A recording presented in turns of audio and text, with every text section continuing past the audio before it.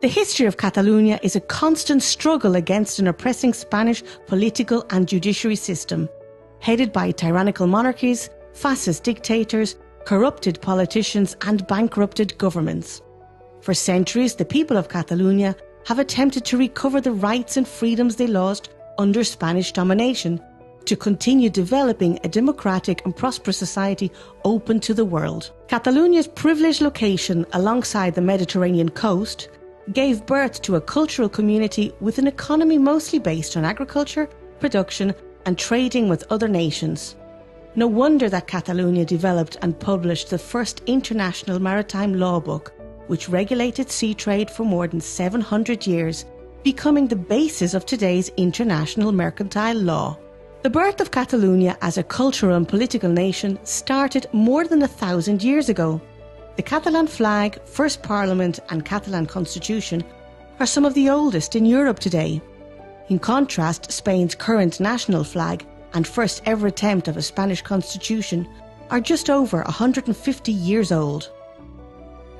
Actually, the first time Spain began to take political shape was in the 15th century with the creation of the Hispanic monarchy. Born from the marital alliance between the two most powerful Catholic monarchies in the Iberian Peninsula, Queen Isabella of Castile, a crown of absolutistic tradition with its capital in Toledo, and the King Fernando of Aragon, a crown of parliamentarian tradition formed by a federation of kingdoms and the Principality of Catalonia, which its capital city Barcelona was also the crown's capital. Despite becoming a part of the Hispanic monarchy, the Principality of Catalonia continued enjoying its own independent parliament, laws and currency for another 250 years. Such was its political independence that Spanish monarchs were obliged to swear obedience to the Catalan constitutions and laws, something completely unusual in medieval Europe. Another example of Catalonia's uniqueness within the Hispanic monarchy was the revolt of the Catalan peasants in the 15th century. It meant the end of many nobility abuses, such as the right of the lord to be the first one to have sex with a peasant's bride on her wedding night. According to UNESCO, the Catalan peasants made the first modern social revolution in human history. In contrast, in the Crown of Castile, nobility abuses and privileges continued for another 400 years. In 1641, after decades of bad governing by abusive, corrupted and bankrupted Hispanic governments, the people of Catalonia rise arms against Hispanic authorities and, in an attempt to recover Catalonia's independence, proclaimed the Catalan Republic. It was a new peasants' revolution that became known as the Reapers' War.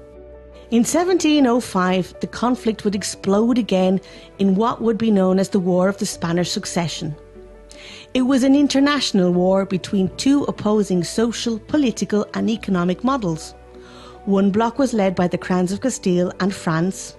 They represented imperialism and absolutism, with a powerful noble class mostly enriched through colonial plundering and tax collection.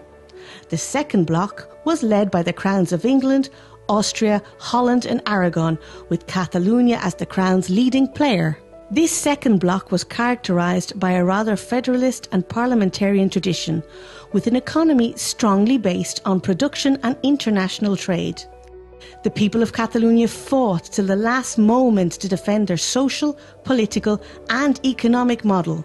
But on the September the 11th, 1714, after a 1.5-year siege, the capital city of Barcelona was occupied by the Castilian and French troops.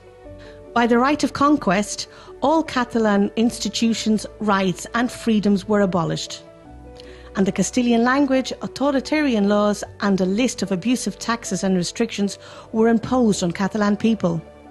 It was from that day onwards, Spain's centralisation of power in Madrid was consolidated the way we know it today. It was this imperialistic history of devastation and imposition by a Castilian oligarchy that had grown rich, abusing, plundering and heavily taxing the land and the people they had conquered.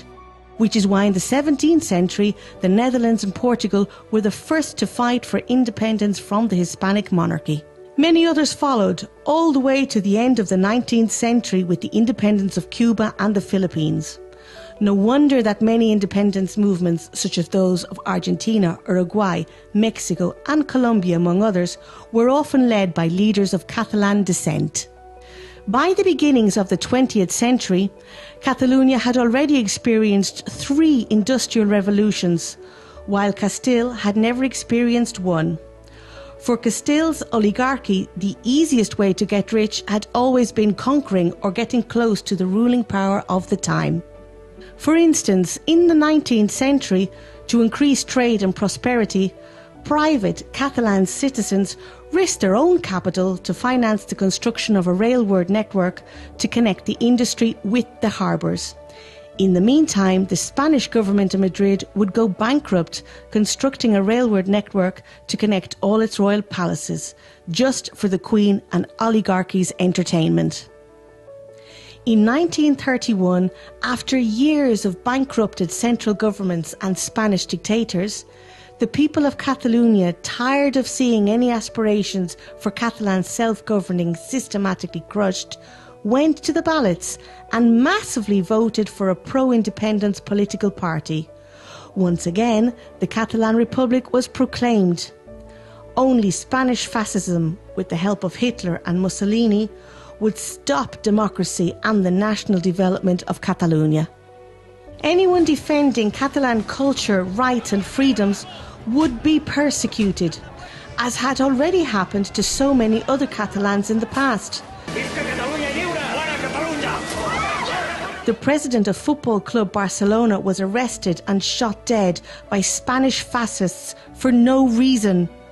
Architect Antoni Gaudí, at 72 years of age, was beaten and jailed for speaking in Catalan to a Spanish policeman.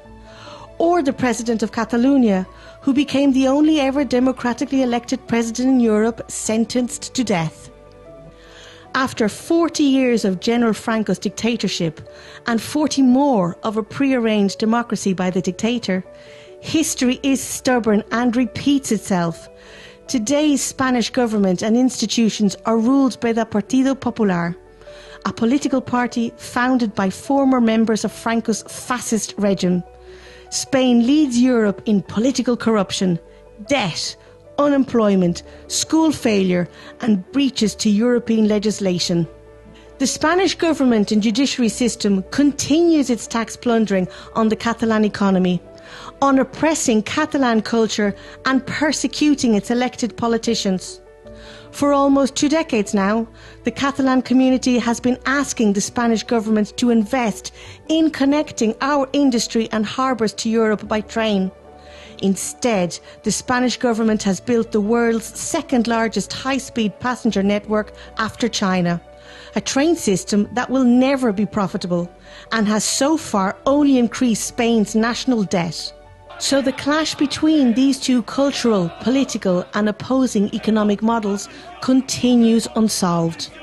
Today, over 80% of Catalonia's citizens agree that the best way to decide on the future relationship between Catalonia and Spain is through political negotiation, followed by a referendum, like the one the UK and Scotland agreed on. Unfortunately, due to its history, Spain has never developed a true democratic political culture. For Spain's ruling power, negotiating has always been seen as a weakness. A conqueror has no need to negotiate with his adversary.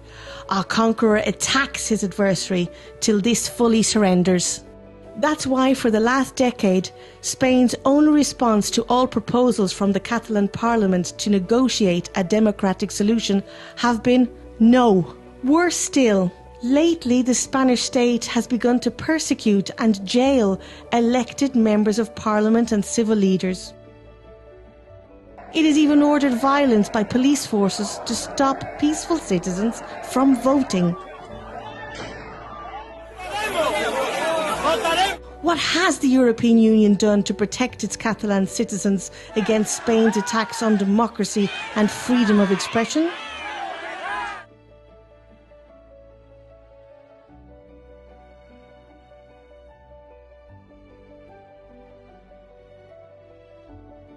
By supporting a democratic solution to this conflict, you are defending basic international human rights. You are helping to build a better Europe and world for all. Our future being Catalan. O futuro pode ser catalão, ou poderia ser talibã.